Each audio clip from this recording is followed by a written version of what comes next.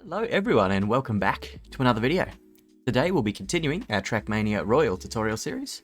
I'll be doing a drive-through of the new map for today and explaining to you if there's any tips or strategies to help you guys learn it. Hope you guys are enjoying this tutorial series. If you are, be sure to like, comment and subscribe. And for now, let's get into the video. So here we are on the new map for today. It's called Groundhog Day by DeadRosed. I believe it's their first map in the pool. I don't recognize the name, so...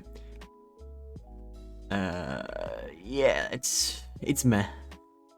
I think it's probably one of the best maps we've had in the last few days, but it's kind of just meh. There's not really anything great about it, and there's still a couple of issues. I think every single start here, it's a theme that I'm seeing from a lot of mappers, is you need a sign here. Like, I get that it's obvious to turn around, but you don't need to make it, you need to make it impossible to fail, impossible to not know where to go. That's what you need from signs. So right here, at every single start, you need a big sign that has like a reverse arrow or like a U-turn arrow on it. That's what I think should be at those starts. For the white section here, something to remember about using slow-moving blocks like this, and I hate moving blocks, and I know that, but when you're using a slow-moving one like this, you have to realize that doing one thing wrong is just such a massive time loss, because you have to wait so long for these to move out of the way. Whereas on the green finish, using fast-moving ones like this is much, much better. Because you wait for like a split second and it's moved. You can just drive straight through. So it's something to remember about. Even these ones here, like, they're moving so fast, you can kind of just follow them around. Whereas the slow-moving ones, you have to wait so long. I find that frustrating when mappers use them slow-moving blocks. Because you do one thing wrong and it's just, you lose so much time on everyone else in the field. Yeah, the red section is not great. It's a bit confusing in here what to do, but it's fine. But yeah, overall the map's just not great, and it's I mean, it's kind of the best we've had lately, but it's really not great. Very meh. Nothing really exciting about the map. But anyway, let's jump into it and start with the white section here. So for white, what we want to do is turn around here. Again, all the starts are the same, but I just think something like that, just an arrow just to tell you to turn around at the start, so it's impossible to not know where to go, is better. Okay, now for the green section. What we want to do is jump through here, go around this pink spinner here, through the piston, through the water, follow this spinner around. Oh, touched us. Let's find that. Through here, probably wait an extra cycle here, and through. Okay, and now for the blue section. What you want to do is, again, this turn around at the start. We have to do a release here to jump underneath this block, through the no brakes and no engine, and we go through this little zigzag, and then it's a pretty big right turn, and then left. And you want to preserve as much speed as possible because you have no brakes and engine off. And if you kind of, if you look at my inputs in the top right, you kind of steer just a little bit, not full steer. You will, you'll do a no slide and you'll lose a lot less speed with the engine off. So if you can do that, try and do that. Otherwise, if you full steer, you will lose a lot more speed. Okay, now for the red section. What we want to do on a red is the same again. We're jumping for that thin red plastic platform that you saw. Probably need guidance there, like an arrow just pointing where you want to jump. Just arrows on maps are so important. I know I talk about them a lot, but they are so important to know where to go. And then we want to go to the back of this sort of little red broom here. Climb up and stay. If you go to the side I went here, stay to the left. If you're on the other side, stay to the right. And we want to jump from left to right here, up here. So you want to stay as far one side as possible, and then jump to the right, or if you're on the other side there, to the left. And then from here, we need a little bit of speed for this. So we make the finish, and he's made the red finish harder than the black finish, which is a little bit confusing.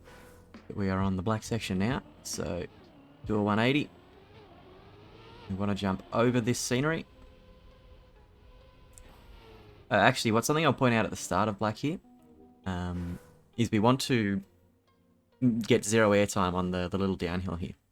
So let's do that. So what I mean by that is, you want to zigzag here, so you maintain grip and get a little bit of extra speed, otherwise you won't clear that scenery. Something I should mention there. So you see I'm just going over it diagonally, and then we're just following the plastic around, grab the water tyres, just take this part slow, dodge the holes, no need to rush it.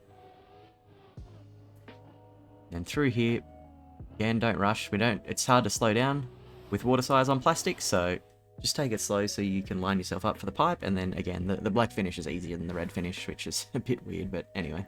Okay, so we're going to do a second playthrough of the map now. So back on the white section.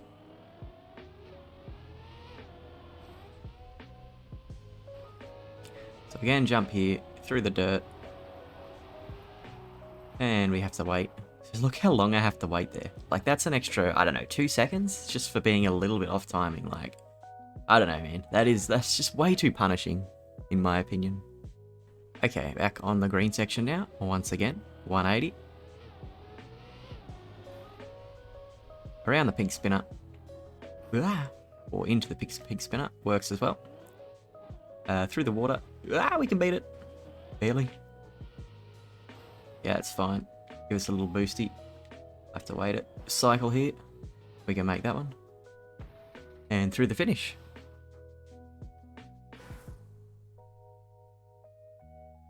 Okay, and now the blue section one more time. So again, remember we have to release here, just slightly.